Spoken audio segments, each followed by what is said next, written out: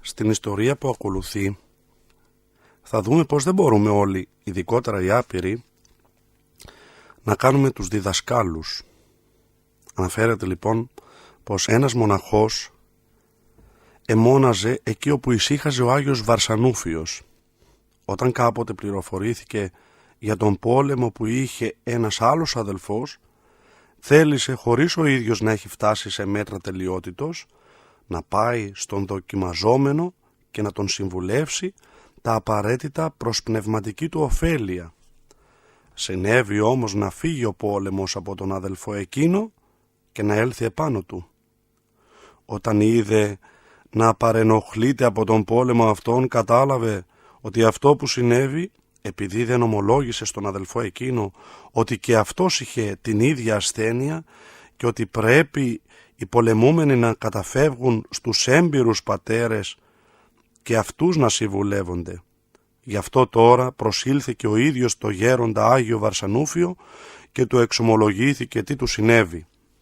Αφού τον άκουσε ο γέροντας του λέει: «Αδελφέ μου, για να απαλλαγείς από τον πόλεμο αυτόν, ένας τρόπος μόνον υπάρχει. Να κατηγορήσεις τον εαυτό σου για όλα όσα είπες κάνοντας τον δάσκαλο στον αδελφό σου και ο Θεός θα σε συγχωρέσει».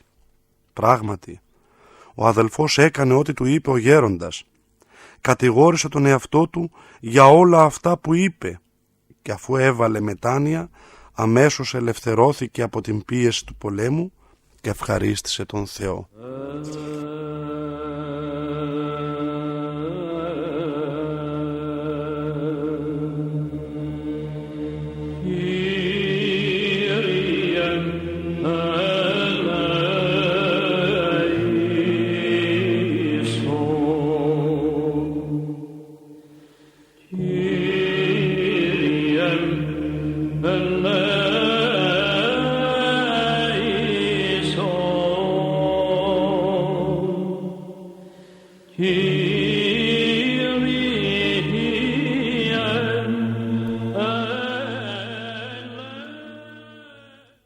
Θα αναφερθούμε σε ένα γεγονός το οποίο λέει πως τον αμαρτωλό χρειάζεται αγάπη και όχι έλεγχος, διότι ο Χριστός μας μισεί την αμαρτία, όχι τον αμαρτωλό.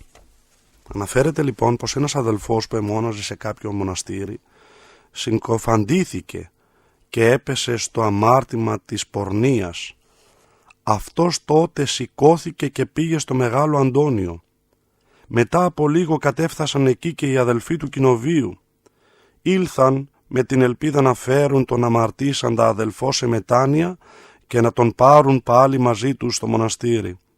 Γι' αυτό και άρχισαν να τον ελέγχουν, να τον επιτιμούν, πιστεύοντας ότι πράγματι αυτός επόρνευσε. Ο αδελφός όμως αυτός προσπαθούσε να απολογηθεί λέγοντας ότι δεν διέπραξε τέτοιο αμάρτημα. Εκεί έτυχε να παρευρίσκεται και ο Αββάς Παφνούτιος.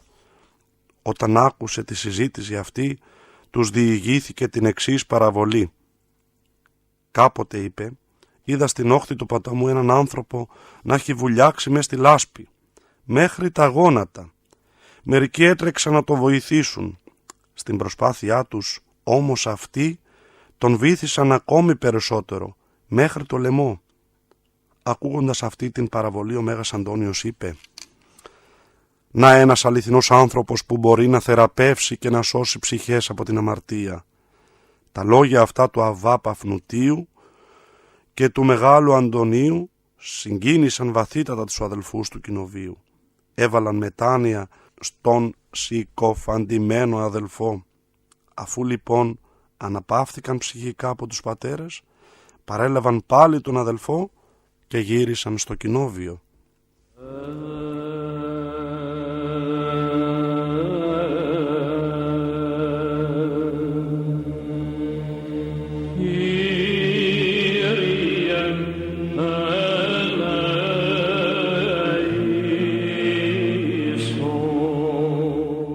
Παρόμοια και η ακολουθή ιστορία, αγαπητοί μου.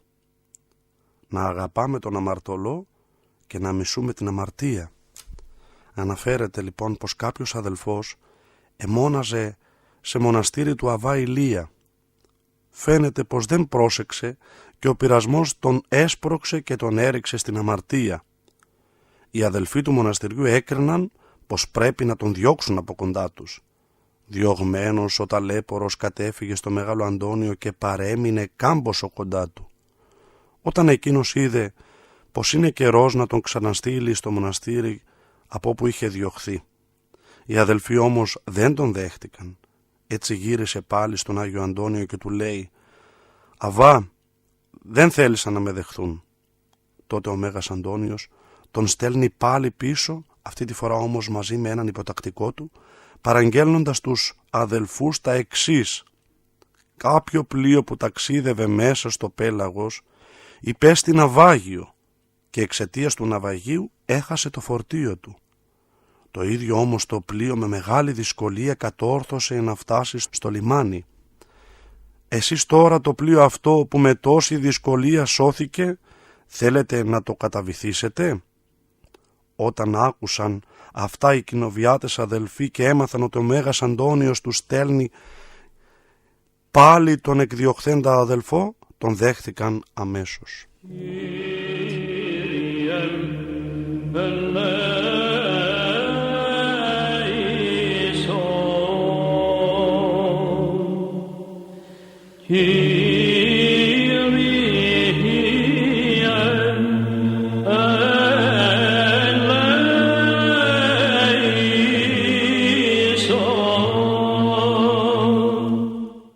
Στην ακόλουθη ιστορία θα δούμε την αδιακρισία και θα κρίνουμε το αποτέλεσμα από την διάκριση και την αγάπη του Αββά Ποιμένα.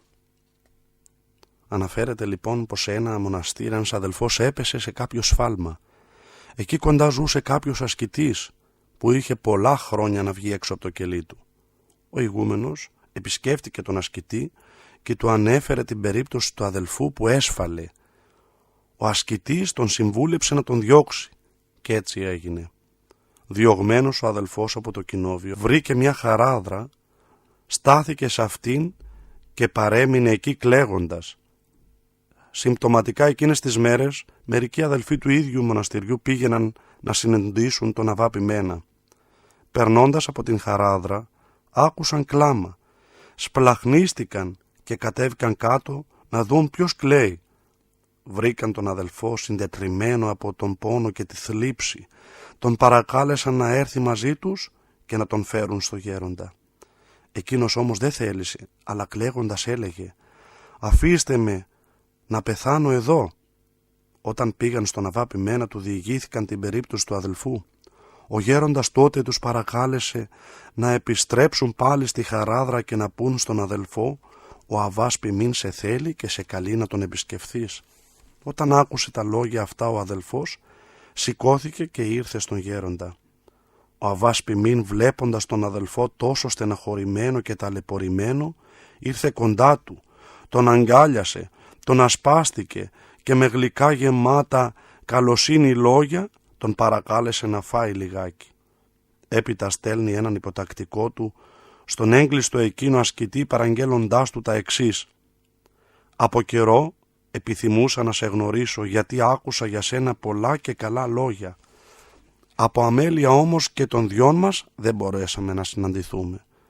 Ο ασκητής, αν και δεν έβγαινε από το κελί του, όταν άκουσε αυτά τα λόγια είπε «Για να μου μηνύσει έτσι ο γέροντας, φαίνεται ότι κάποια πληροφορία έχει από τον Θεό». Σηκώθηκε λοιπόν και βγήκε από το κελί του και ήρθε να συναντήσει τον Αββά Ποιμένα. Όταν συναντήθηκαν, ασπάστηκε ο ένας τον άλλο και κάθισαν χαρούμενοι να συζητήσουν. Τότε ο Αββάς Ποιμήν λέει στον ασκητή: «Σε ένα χωριό ζούσαν δύο άνθρωποι. Κάποια μέρα έτυχε να έχουν και οι δύο στα σπίτια τους νεκρούς. Άφησε τότε ο ένας το δικό του νεκρό και πήγε να κλάψει το νεκρό του γείτονά του. Όταν άκουσε τα λόγια αυτά ο ασκητής κατάλαβε τι νόημα έχουν. Συγκινήθηκε βαθύτατα. Θυμήθηκε πώς συμπεριφέρθηκε απέναντι στον αδελφό του μοναστηριού και σκέφτηκε πως τα λόγια αυτά ταιριάζουν στον ίδιο και είπε: «Ο Αββάς Ποιμήν βρίσκεται πάνω στον ουρανό, ενώ εγώ κάτω στη γη».